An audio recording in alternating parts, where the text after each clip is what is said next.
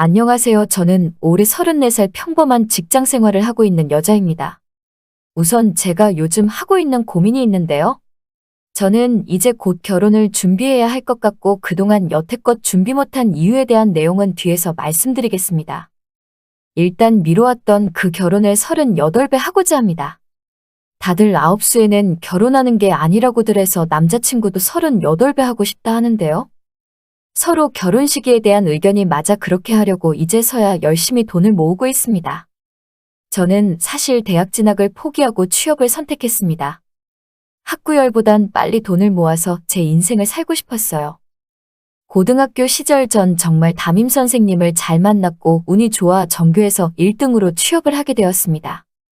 친구들 공부할 때 늦게 취업 나갈 때 저는 일찍 나가게 되어 남들보다 빨리 직장 생활을 하게 되었어요. 그때 당시 면접도 잘 보게 되었고 열심히 한 덕에 회사에서 인정도 받아 빠르게 제 자신을 갈고 닦아 나갔죠. 그때 제 나이 또래에 비해 연봉도 많이 높았습니다. 남들 쉴 때 주말에 일하는 게 다반사였고 야근도 물론이었습니다. 하지만 들어오는 급여 명세서를 받을 때마다 행복했어요. 그땐 급여 명세서가 다 종이로 저한테 오는 시절이었습니다. 그렇게 회사 생활을 시작하면서 저희 인생 최대의 실수를 하게 되었어요. 전 아직도 십수년이 지난 지금도 제 자신이 너무 원망스럽고 밉습니다. 그 이유는 보통 다른 평범한 대부분 부모들은 자식이 힘들게 일한 것을 아시기에 월급 관리를 거의 부모님께 맡겨서 목돈이나 종잣돈을 모으시더라고요. 나중에 너 결혼할 때 준다고 대부분 그러시잖아요. 원래는 저도 이것이 맞다고 생각합니다. 내 수중에 있는 것도 사회초년생에 생각하는 급여 이상으로 받았을 테니 찍힌 명세서 보고 신나게 과소비를 하는 경우가 거의 수순이니까요. 그래서 저도 엄마를 믿고 맡겼죠. 저는 일찍 아버지가 돌아가셔서 남동생과 엄마 이렇게 지냈습니다. 회사를 다니면서 정말 너무 힘들었고 울 때도 많고 초년생이니 까라면 까고 엎드리라면 엎드렸죠. 거기에다 텃세까지 그 모진 수모를 견뎌내며 전 한 회사에서 6년이라는 20대 제 청춘반을 바쳤어요. 제가 선택한 인생이었지만 주말에 친구들 만나 놀면 전 늘 항상 다음날이 힘들었죠. 당연히 기본급이 높았으니 퇴직금이 어마어마하게 들어왔었습니다. 그때까진 몰랐어요. 엄마가 6년 동안 일한 제 월급과 그 세월을 보낸 결과물인 퇴직금을 한순간에 날렸을 거라곤. 사실 20대 초반부터 어머니께서 저에게 좋은 거 많이 해주셨는데 아무것도 몰랐죠. 그걸 해주신 게 다 제 돈이었단 걸. 엄마는 전에 사업을 하셨었고 덕분에 학교 졸업까지 무사히 마쳤고요. 그 당시 제 나이에 어울리지 않을 명품 가방 한두 개 백화점 브랜드 옷 많이 사주셔서 입고 다녔어요. 하지만 저는 제 개인적으론 쓸 땐 쓰더라도 내 살길 구멍은 만들고 쓰자 주의였거든요. 정말 저는 엄마가 그렇게 이것저것 사주고 하는 것이 엄마 본인 인생의 노후 대책은 세워놓고 쓰시는 줄 알았어요. 그러던 어느 날 엄마 사업이 점점 휘청거리기 시작했고 대부분 사업할 때 돈이 많이 들어가고 거래처에 대금도 지불해야 하고 하기 많이 힘들었는지.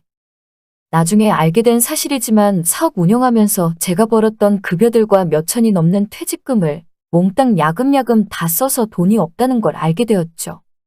그게 26살 때쯤인데 그때 정말 충격을 많이 받았습니다. 이제 저도 어느 정도 직장 생활하고 당연히 저도 돈 개념이 생겼기에 이제 저한테 달라고. 제가 돈을 관리하겠다고 했으나 엄마가 잘 모으고 있다가 결혼할 때 준다는 말을 철석같이 믿고 있었는데 그게 화근이었습니다. 나중에 사업자금으로 다 털어쓰고 그것도 모자라 그때 당시 전세 7천짜리 반지하에서 살았는데 거기서 전세자금에서도 돈이 모자라 몇백만 원씩 야금야금 빼서 쓰다가 결국 1,000만 원 전세보증금밖엔 남지 않았다는 사실에 정말 충격을 먹었어요. 사실 조금 사업을 하셨던 분이라 그런지 씀씀이나 돈에 대한 개념이 많이 없으셨던 듯합니다. 왜냐하면 저희 엄마는 그게 첫 사회생활이었어요. 삼촌 가게를 같이 운영해오다 지병으로 돌아가신 후 자연스레 여동생인 엄마에게 운영이 맡겨졌습니다. 그래도 아무리 사업 운영 자금 돈이 모자라도 전세자금을 빼서 쓴다는 게 지금도 이해되지 않았어요. 아마 그 전세자금을 지금 지켰다면 어땠을까 더 나아지지 않았을까 하는 생각도 드는데요.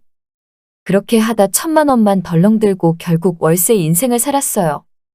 돈도 없으면서 1080짜리 집을 계약하며 그렇게 살면서도 늘 돈이 모자라 저한테 몇백만 원씩 돈 빌려가고 그것도 제가 적금을 모으고 있었는데 어째 귀신같이 아셨는지 적금 만기인 날 전화와서 500만 원만 빌려주면 원금이랑 이자에서 1000만 원 준다는 말을 또 바보같이 믿었네요.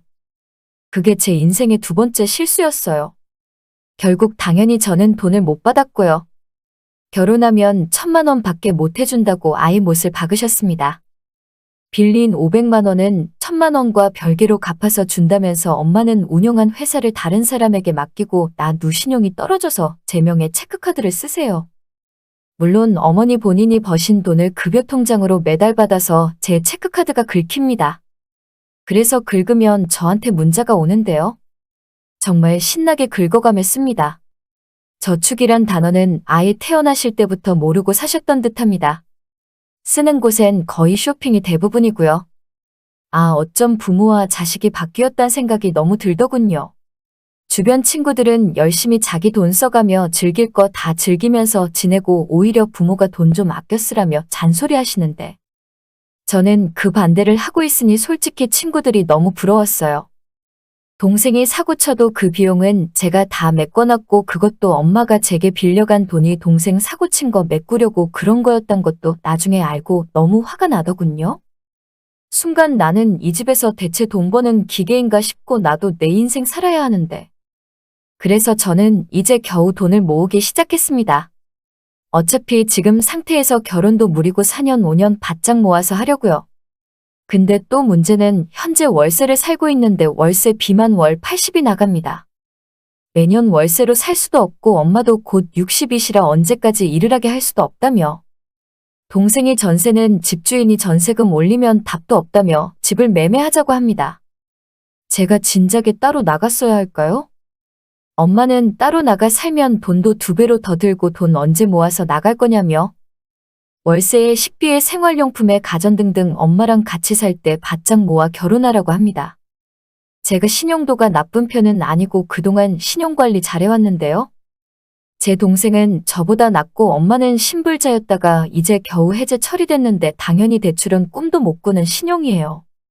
그래서 결국 저와 제 동생이 대출을 받아야 하는데 그러면 저는 결혼도 포기해야 하는 건지 모르겠습니다. 집은 당연히 서울 쪽은 꿈도 못 꾸고 경기 쪽이나 부천 쪽 알아보는데 그래도 매매 1억에서 1억 2천 정도 하더군요. 당연히 대출은 제가 더 많이 나올 게 뻔한데 그 대출금 30년 갚다가 제 인생, 이도 저도 아니고. 정말 영영 가족한테 또다시 발목 묶여 살 것 같아서 지긋지긋하네요. 전 보러 가면 저보고 가족을 떠나가야 제가 잘 산다고 굴레에서 못 벗어나면 그렇게 산다는데. 따로 저는 나가 살면 보증금 공과금이며 뭐며 월 50만 원씩 매달 나갈 텐데 세후 160 정도 받아서 제 급여에선 택도 없습니다. 이대로 정말 제가 대출 받게 되면 동생과 저 인당 7천에서 8천 정도 대출을 받아야 할 텐데 30년 상환으로 가정한다면 전 60대에도 동생과 엄마를 위해 마련한 집에 대출금을 내게 생겼어요. 물론 키워주신 은혜 좋은 거 먹고 있고 그런 걸 모르는 거 아닙니다. 허나 진짜 제 인생을 이렇게 가족에게 걸을 만큼 제가 뭐 잘 나가는 직업을 가진 것도 아니고 저도 제 인생을 살고 싶은데 무리를 해서라도 독립을 해야 할지 아니면 이대로 진짜 결혼도 하기 전에 8천 대출받아 끝까지 가족을 위해 제 삶을 희생해야 하는 건지 너무 모르겠습니다. 나이가 이제 내년이면 35이다 보니 생각이 정말 많습니다. 어떤 선택이 제 인생에서 후회하지 않을 수 있는 최선의 선택인지 답답한 마음의 조언을 구하고 싶네요. 이야기 들어주셔서 감사합니다.